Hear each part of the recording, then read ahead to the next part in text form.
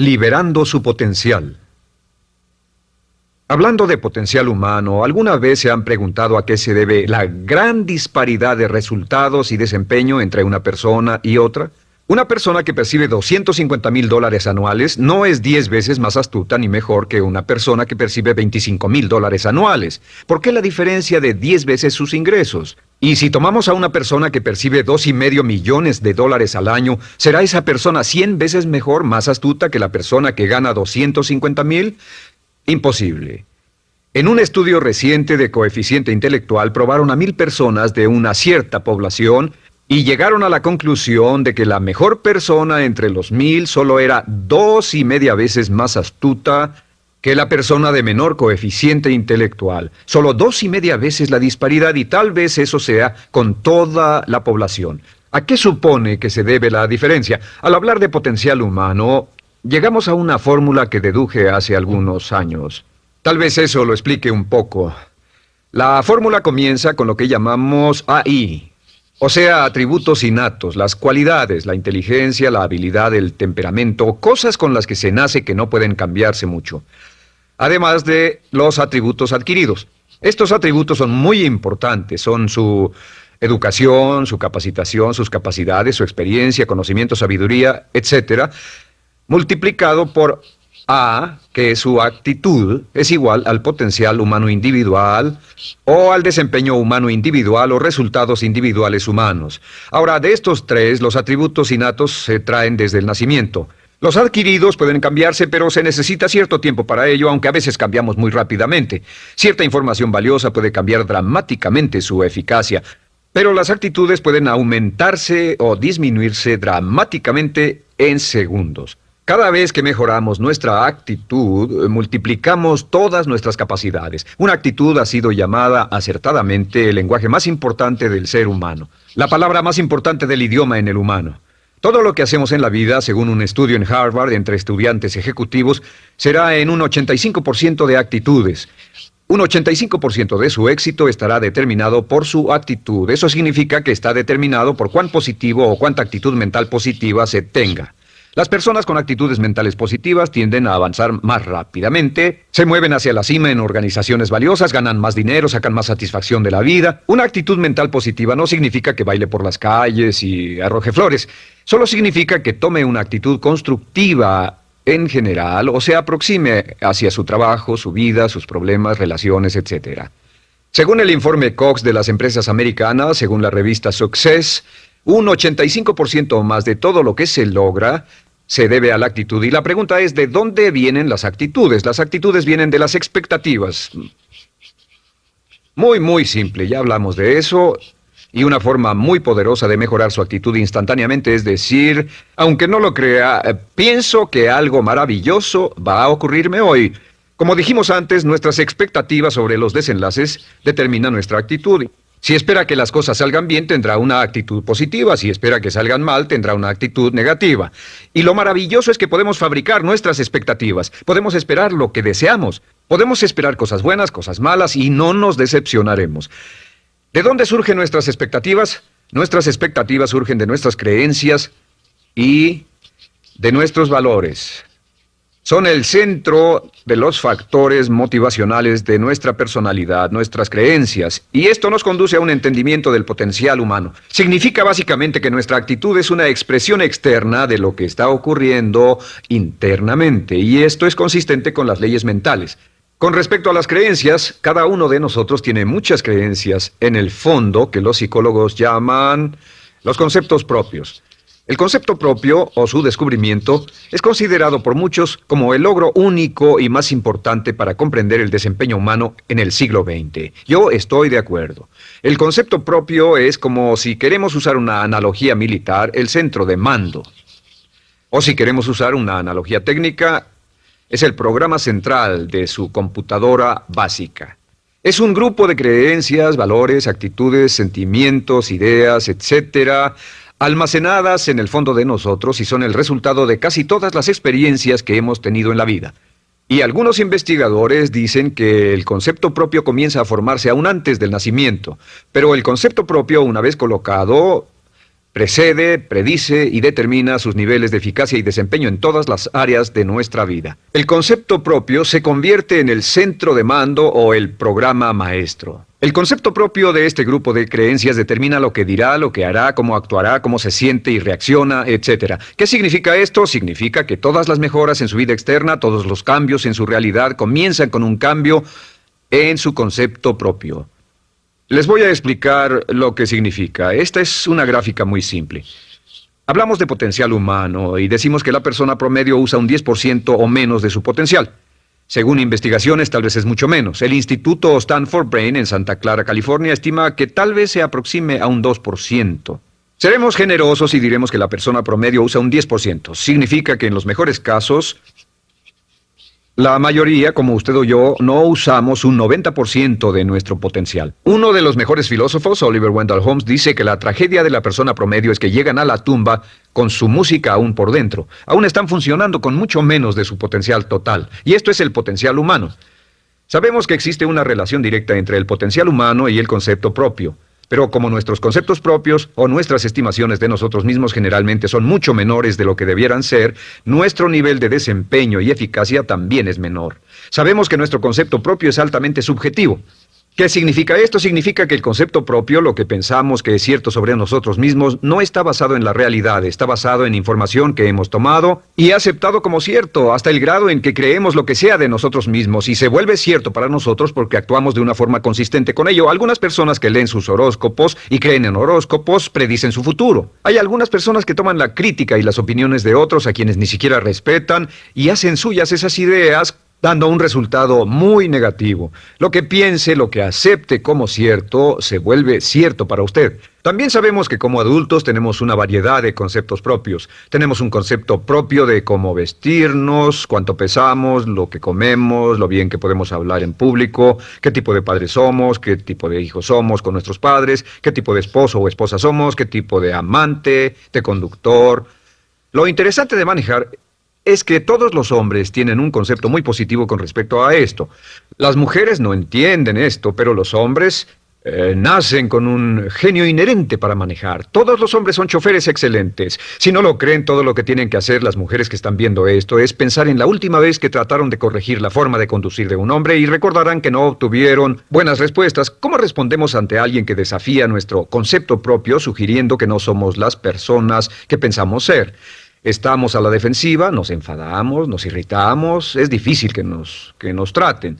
Tenemos un concepto propio de lo creativos que somos, lo inteligentes, lo rápido que leemos, lo bueno que somos en los deportes, y si practicamos una gran variedad de ellos, tenemos un concepto propio para cada uno de ellos. Tenemos un concepto propio de lo bien que cocinamos, de lo bien que educamos a nuestros hijos, de lo bien que limpiamos nuestra casa, los autos que manejamos, etc. Y también de lo que valemos por lo que ganamos. Es muy interesante saber que nunca ganamos más del 10% de nuestro concepto propio en ingresos. Nuestro concepto propio determina nuestro nivel de ingresos. Este nivel de concepto propio se llama zona de confort. Y aunque querramos más dinero, veremos que la tendencia humana natural de todas las actitudes es luchar por lograr entrar a la zona de confort y luego quedarnos ahí. Si ganamos un 10% por encima de nuestro concepto propio de ingresos, tendremos una necesidad imperante de deshacernos de ese dinero. Lo donaremos, lo gastaremos en forma extravagante y hasta lo perderemos si recibimos demasiado. Las personas que ganan la lotería siempre están quebradas a los 2 o 3 años. Queman el dinero porque ese dinero está más allá de su concepto propio. Si gana 10% o menos de su nivel de concepto propio, se descubrirá luchando, trabajará más duro, más tiempo, pensará en forma más creativa, buscará diferentes formas para aumentar sus ingresos o sus segundos ingresos. La única forma de mejorar cualquier parte de su vida, incluyendo sus ingresos, es aumentando el nivel del concepto propio de sus ingresos, comenzando a pensar en usted como si estuviera ganando más dinero. Si quiere bajar de peso, la única forma en que podrá lograrlo es pensando en que está delgado. Piense en usted mismo como una persona más delgada. Si quiere volverse una persona más popular, más amorosa, más feliz o más sana, comience a pensar una y otra vez en esas cosas hasta que se vuelvan parte de su nuevo concepto propio. Hablaremos de eso más adelante. Es una parte esencial de la programación de su mente hacia el éxito. Su concepto propio global está determinado por el promedio de sus conceptos propios en las áreas que considere importantes. Ahora, su concepto propio está formado de 3 partes críticas. La primera parte del concepto propio es el ideal propio. El ideal propio es la persona que más desearía ser, es su idea de lo que constituye un ganador, es su visión ideal de lo mejor que puede ser usted. Nada más, una de las cosas que sabemos de las personas con éxito es que las personas con éxito tienen ideales propios muy claros, ideales claros de quién quieren ser en el futuro. Las que no tienen éxito tienen ideales muy vagos. El número 2 es la autoimagen. La autoimagen es como un retrato de cómo se ve a sí mismo y lo que piensa de sí mismo. La autoimagen es el espejo interno, es como se percibe a sí mismo ahora en su desempeño actual, en forma cotidiana. La tercera parte es su autoestima. Su autoestima es cómo se siente consigo mismo. Cómo se siente consigo mismo es la fuerza motriz, el motor, la fuerza poderosa dentro de su subconsciente. Es la fuerza de energía dentro de su concepto propio y determina casi todo lo que le pasa. La mejor definición de autoestima es cuánto se agrada a sí mismo. Cuánto se agrada a sí mismo como esposo, cuánto se agrada a sí mismo como empleado, cuánto se agrada a sí mismo como jefe, como inversionista, como orador profesional, como atleta, etcétera. Según se agrade a sí mismo, su nivel de autoestima, su sentimiento emocional global respecto a cualquier área de su vida, determina su desempeño y su eficacia en dicha área. Lo sorprendente es que se convierte en lo que piensa, su concepto propio es maleable, su autoestima puede formarse repitiendo una y otra vez, me agrada mi persona, me agrada mi persona, me agrada mi persona. Me agrada mi persona, me agrada mi persona, me agrada mi persona. Entre más se repita, me agrada mi persona, me agrada mi persona, entre más lo repita una y otra vez, más crecerá su autoestima y entre más crezca su autoestima, más crecerá su concepto propio global. Cuando crezca su concepto propio global, su desempeño será mejor en todo lo demás que emprenda. Cada vez que diga, me agrada mi persona, me agrada mi persona, me agrada mi persona, me agrada mi persona, me agrada, será como bombearse psicológicamente. Todo lo que pase que haga que su autoestima suba hará que se comporte mejor. Todo lo que haga que su autoestima baje hará que se comporte peor, que cometa errores, que sea infeliz, etc.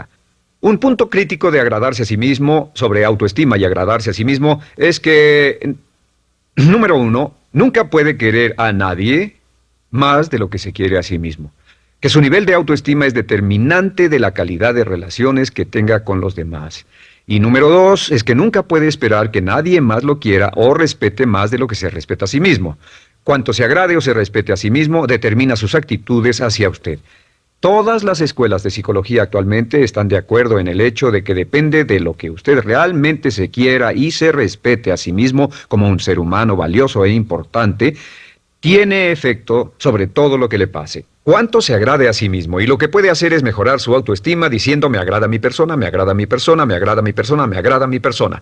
Y esto nos lleva a la pregunta, ¿de dónde viene el concepto de autoestima?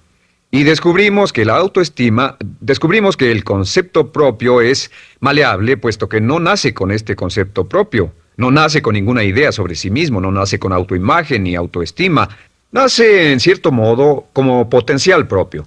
Es la mejor forma de plantearlo. La persona promedio llega al mundo como potencial puro. Y no tiene el concepto propio de que todo lo que es ahora, todo sentimiento que tiene, toda actitud o valor, tuvo que aprenderlo en el transcurso de su vida. También sabemos que el niño llega al mundo con una necesidad imperante de amor y contacto. Y como una gran cantidad de investigaciones lo indican, necesitamos mucho amor y contacto durante toda nuestra vida, pero en especial durante nuestros años de formación, porque de niños aprendemos quiénes somos, cuánto valemos, si somos importantes, inteligentes, amorosos, chistosos. Todo esto lo aprendemos por la forma en que nuestros padres nos tratan. Si nuestros padres, nuestros parientes, tíos o tías, en especial nuestros padres, nos tratan como si fuéramos realmente importantes, crecemos pensando que somos realmente importantes, pero si nuestros padres no lo hacen, pasa algo más. Sabemos que los primeros años de vida son los más importantes para el desarrollo del concepto propio, que un niño comienza a partir de cero. El niño nace sin saber quién es él o ella. Son sumamente valiosos el primero, segundo, tercero, cuarto y quinto años de vida. Algunos psicólogos pensaban que eran los 5 primeros años, pero ahora dicen que son los 3 primeros años. En sus 3 primeros años de vida el niño aprende quién es y dicen que si se les da suficiente cantidad y buena calidad de amor en los 3 a 5 primeros años, los prepara usted de por vida. Los coloca en una base sólida de autoestima y confianza en sí mismos, valor e importancia realmente. Existe una relación directa entre la calidad y la cantidad de amor y el desarrollo de una personalidad sana. Entre más amor, amor incondicional, reciba un niño en sus años formativos, más fuerte será la base de su personalidad.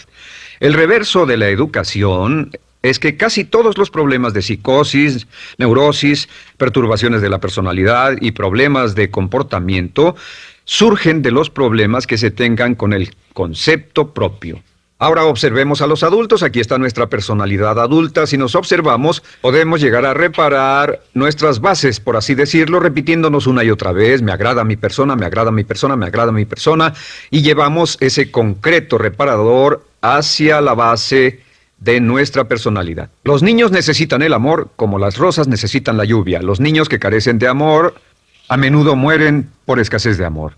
Es una enfermedad llamada marisma. Ahora, ¿qué más sabemos sobre los niños? Sabemos que los niños llegan al mundo con dos atributos notables. El primero es que no sienten temor. Los niños nacen sin temores. No temen a nada excepto a caerse y a los ruidos fuertes. Y esto se expresa en sus actitudes: yo puedo.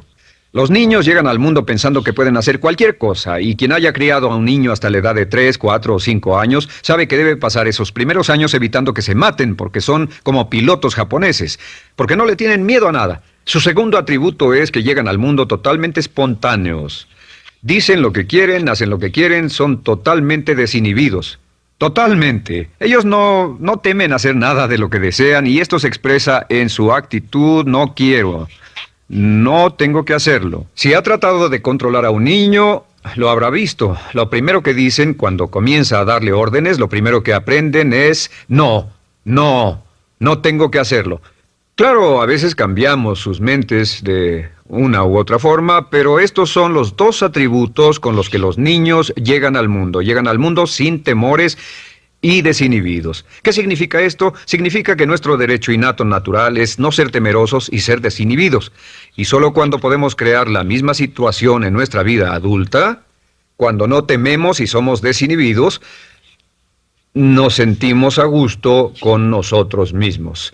Las mejores organizaciones, las mejores compañías son las que crean un ambiente donde nos sentimos sin temores y sin reservas para ser nosotros mismos y para hacer lo mejor de nosotros. Al crecer descubrimos que los niños aprenden de dos maneras. La primera es por imitación. Imitan a uno o a ambos padres, en especial al padre dominante. Algunas veces el padre dominante cambiará cuando crezca el niño, y a veces los niños imitan al padre, a veces a la madre, pero aprenden por imitación. Muchas características y hábitos que tenemos como adultos los aprendimos de nuestros padres. ¿Alguna vez ha tenido la ocasión de gritarle o reñirle a uno de sus hijos? Verá que le dice las mismas cosas que le dijo su padre a usted cuando era niño. Así que imitamos. A veces imitamos su caminar, a veces su forma de hablar, a veces imitamos sus valores, sus creencias, etc. Aunque esos valores y esas creencias no tengan ningún valor. ¿Por qué? Porque nuestros padres eran así cuando nosotros éramos niños. La segunda forma en que aprendemos es pasando de la incomodidad, lo que no se siente bien, hacia la comodidad. Freud llamó a esto el principio del placer. O sea que nos movemos hacia aquello que nos hace sentir cómodos, lo que nos da placer, lo que nos hace sentir bien con nosotros. Nos movemos de la incomodidad hacia la comodidad. Así es como aprendemos a no mojar el pañal, por ejemplo. Sabemos que no es agradable caminar con popó o pipí en nuestros pañales. Vemos lo que hacen nuestros padres, vemos lo que nuestros parientes hacen y decimos: estas personas no hacen lo que yo. Así aprendemos a caminar y lo demás. Así que de la incomodidad hacia la comodidad. Durante toda nuestra vida, por cierto, así es como aprendemos. Imitamos leyendo lo que otras personas hacen, estudiando libros y en el trabajo, imitamos cuando vamos a la escuela, y hacemos lo que nos da resultados positivos, lo que nos da refuerzos positivos, y hacemos cada vez menos las cosas que nos causan incomodidad o dolor. Ahora, muy temprano en la vida, como equivocación o como resultado de una equivocación que los padres cometen en la crianza, los niños comienzan a aprender hábitos y patrones negativos. Los patrones y hábitos negativos tienen sus raíces principalmente en la crítica destructiva. La crítica destructiva comienza muy temprano en la vida, a veces en los primeros meses. Y la crítica destructiva la usan los padres para dirigir y controlar a sus hijos. Desafortunadamente, tiene un efecto muy peligroso y dañino sobre nosotros, ya que la crítica destructiva tiende a minar la integridad de la personalidad del niño. Muchos de nosotros, incluyéndome a mí y a muchos de ustedes, nos hemos visto minados y heridos por la crítica destructiva más que todas las guerras en la historia. Ahora, como resultado de la crítica destructiva, comenzamos a desarrollar hábitos y patrones negativos. Los patrones de hábitos negativos son respuestas condicionadas hacia los estímulos. Los patrones de hábitos negativos se desarrollan en los inicios de la vida. Se desarrollan como resultado de una repetición del temor y el dolor una y otra vez. Se desarrollan como resultado de la crítica destructiva, el castigo físico, etc. En los inicios de la vida comenzamos a desarrollar dos manifestaciones que nos persiguen durante toda nuestra vida y más que ninguna otra cosa inhiben nuestro potencial. La primera es la llamada patrón de hábito negativo inhibido. El patrón de hábito negativo inhibido se aprende cuando al niño le dicen una y otra vez no. Aléjate de ahí, no toques eso, y se le castiga. Cuando el niño intenta algo nuevo, o se involucra con algo, o huele algo, o derrama algo, o rompe algo accidentalmente, el padre estalla y se enfada mucho. Como ven, el niño está impulsado por la curiosidad insaciable de explorar su mundo. Y lo que pasa es que cuando lo explora o se interesa y echa a perder algo, si el padre reacciona golpeando al niño, el niño comienza a pensar cada vez que intento algo nuevo, cada vez que intento algo diferente, cada vez que voy más allá de mis límites, cada vez que me salgo de mi zona de comodidad, cada vez que no juego sanamente, me golpean, me castigan, me lastiman, me envían a mi alcoba y me siento mal. Y muy pronto el niño desarrolla el sentimiento de no puedo, no puedo.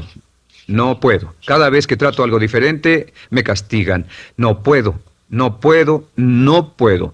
Es como la respuesta de Pavlov. Pavlov sonaba la campana y le daba de comer a un perro, y el perro salivaba, y Pavlov alimentaba al perro. Mientras sonaba la campana, el perro salivaba y siguió haciendo eso, y después Pavlov solo sonaba la campana y el perro salivaba. Lo que pasa en la vida adulta es que esto crea lo que llamamos temor al fracaso.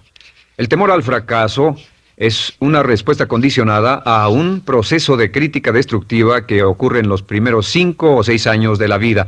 El temor al fracaso automáticamente nos activa, nos sentimos ansiosos, tensos, intranquilos, sentimos presiones y estrés en nuestro plexo solar, sentimos ganas de retirarnos del evento y el temor al fracaso es la razón principal por los fracasos en la vida adulta. Es la razón principal por la que evitamos cumplir plenamente nuestro potencial. De hecho, todos los patrones de hábitos negativos se experimentan en el cuerpo físico. Puedes saber cuál es un patrón de hábito negativo porque se siente en el cuerpo físico, precisamente. El patrón de hábito negativo inhibido, el temor al fracaso, el no puedo, ocurre primero que todo en el plexo solar. ¿Ha tenido la ocasión donde debe hablar frente a un grupo, debe ir a una revisión de su desempeño o debe hacer una llamada determinante? Primero su plexo solar se aprieta. Si el temor continúa, su respiración se acelera. Su corazón comienza a latir apresuradamente, su frecuencia respiratoria aumenta y le duele la cabeza como migraña en la parte frontal, su garganta se le cierra y no puede hablar y se le seca la boca por completo. Y como se pone tan tenso y asustado, va corriendo al baño. Estas son todas las manifestaciones. No hay peligro físico, pero sí peligro psicológico, una respuesta condicionada. Cuando sentimos estas cosas, la tendencia es retirarse de la situación que las ocasiona y es la razón por la que no logramos mucho si retrocedemos. Es muy importante. El segundo patrón de hábitos negativos es el compulsivo. El patrón de hábito negativo compulsivo se aprende cuando a los niños se les dice una y otra vez, más vale que lo hagas. Si no lo haces, tendrás problemas o me las pagarás.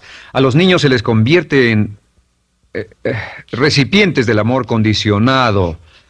Los padres no intentan hacer esto, pero lo que hacen es sugerirle al niño, no te amo. Por lo tanto, no estás a salvo, a menos y hasta que hagas lo que yo quiero. El niño crece sintiendo, tengo que hacer lo que quiera mi mamá. Debo complacerla, debo complacer a papá, debo complacer a los demás, debo complacer a mis parientes y a veces debo complacer a mis semejantes, debo complacer a mis maestros, debo complacer a todo el mundo y crecen con esto, debo. No puedo hacer lo que quiero hacer, debo hacer lo que complace a las demás personas. Este patrón de hábito negativo muy temprano en la vida se traduce en el temor al rechazo.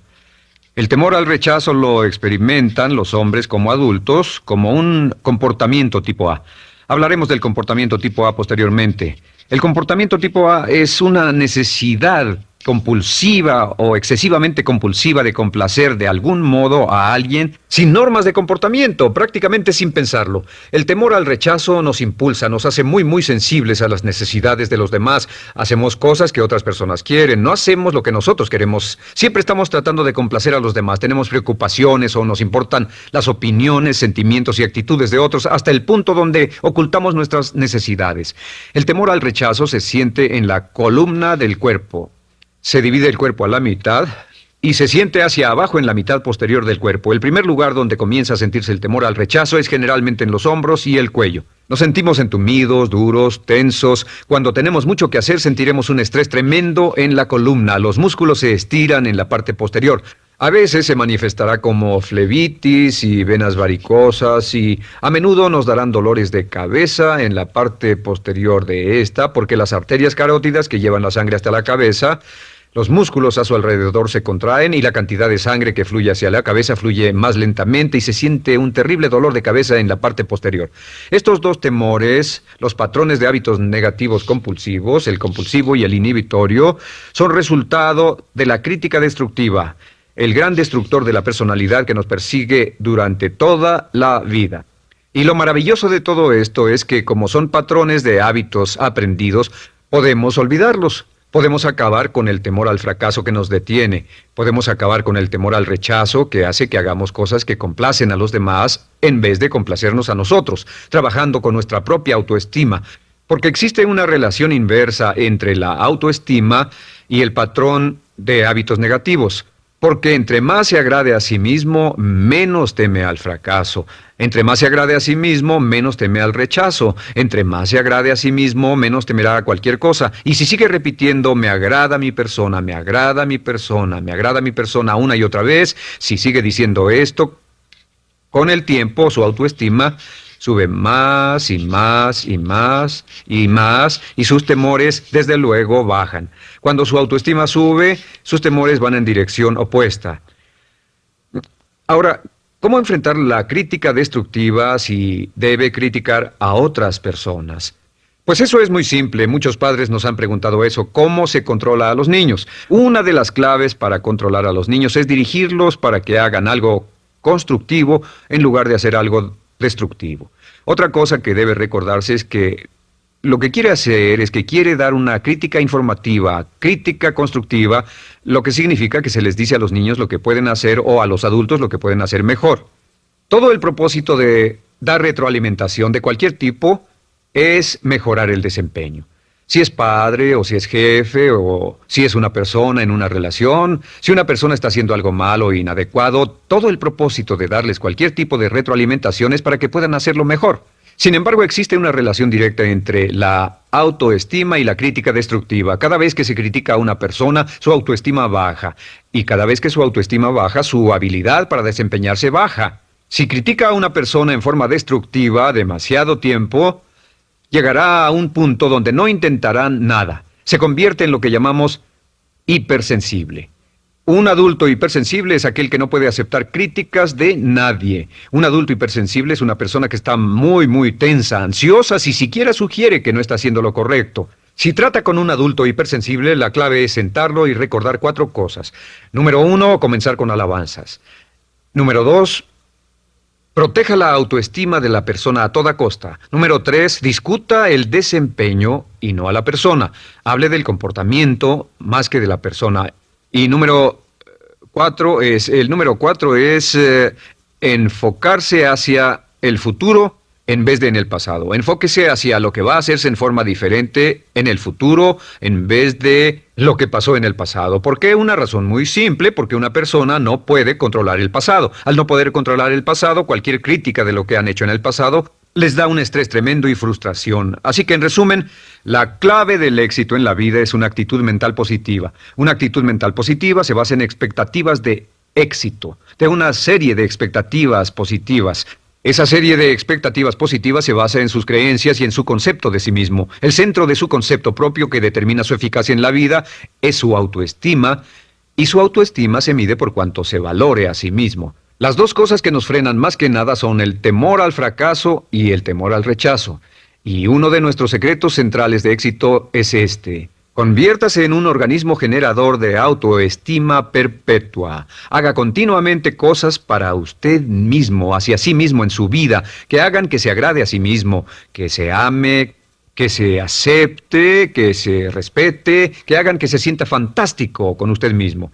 Si es un jefe o un padre, no olvide que la clave para el máximo desempeño en su hogar y en su trabajo es hacer que las personas se sientan maravillosamente consigo mismas. Entre mejor se sienta consigo mismo y más se agrade, más probable será que logre que las personas a su alrededor lo quieran, lo acepten, lo respeten, se respeten.